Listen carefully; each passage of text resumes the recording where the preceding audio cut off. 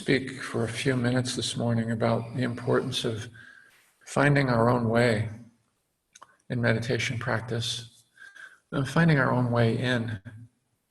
There's so many instructions out there, and I know for myself, I thought, okay, this is the way it's been done for X number of years in some other country, and it seems to have worked for a lot of people, so this must be the way. This must be the specific instruction I should follow.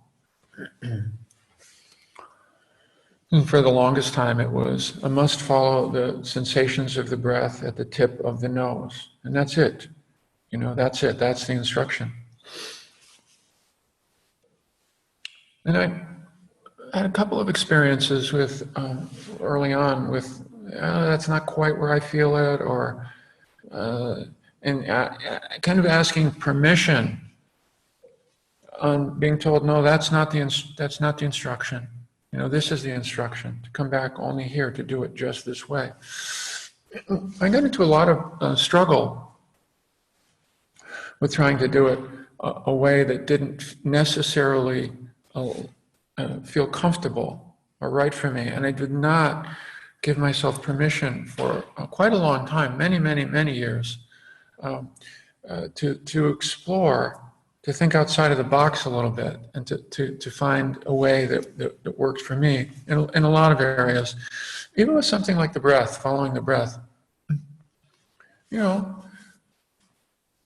are whole systems of practice that encourage following the breath in different ways. At the nose tip, something on the in-breath and something on the out-breath. At the diaphragm, not up here. This is too far, close to the head. Follow it down here. Follow it wherever. Okay, I'll try to follow it wherever. I have found, gradually, in giving myself permission, I found, maybe I won't tell a teacher this because I won't want to, maybe it's not okay with them, but I found following it as it's moving through the throat, a particularly, it's kind of a vulnerable spot as well. But it also, I was able to alight there. My attention was able to naturally alight there in a way that it wasn't able to alight in other places. And sometimes we can forget a lot, the basics of this practice. That really, when we really step back and go, wait a second, what is the general direction of this practice?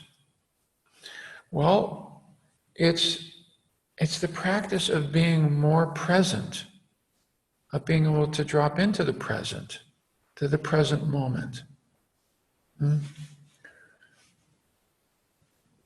More of the time, to be able to drop into the present, to find a way to drop into the present. And to drop into the present, or to be present, to be here now, as Ram Dass famously quoted long ago, in a more engaged way. There's again that word in Pali, citta, C-I-T-T-A, which means heart-mind. There's one word for heart-mind. One word for heart-mind. And the practices really, traditionally, are about bringing the heart-mind into the present moment. Yeah? Okay. If that's the general trend, if that's the direction, then the real inquiry for all of us should be, well, how do I do that? What's the way in for me?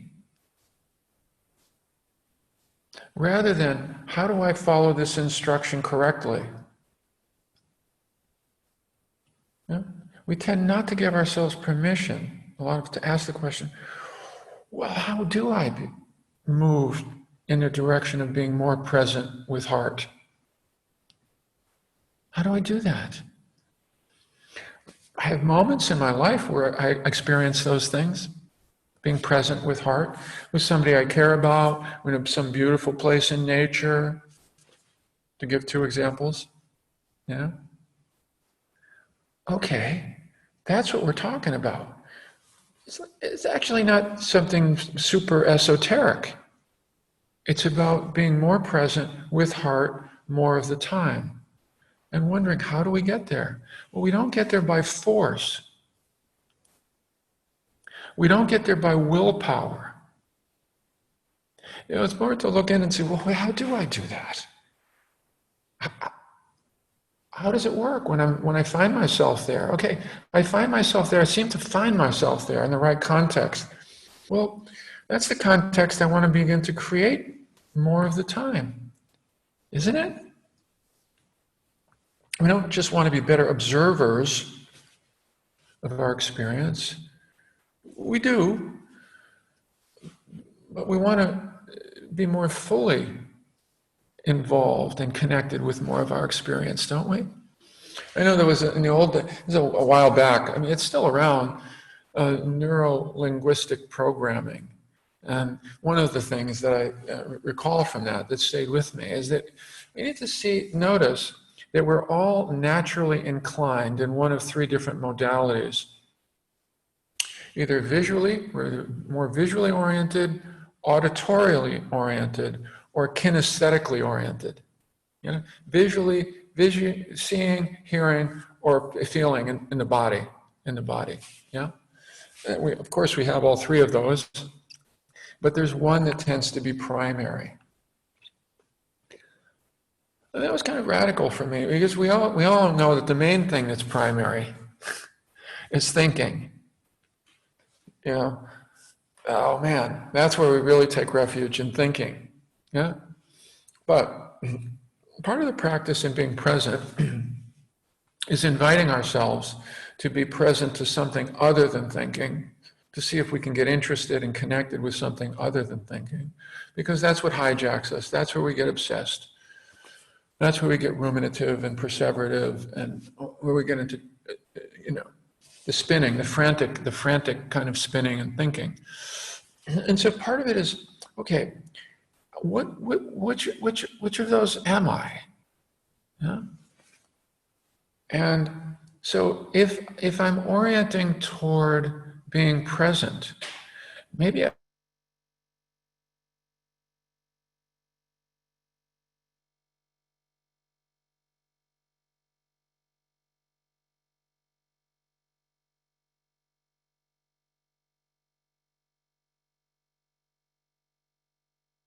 the breath. If there's a consistent sound, ambient sound in the environment, I will take my attention there because I'm naturally inclined to go there. Oh, but that's not the instruction. The instruction is to be with the breath.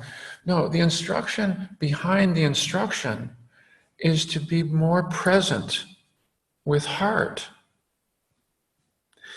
So if I get there by following the breath at the nose tip, great.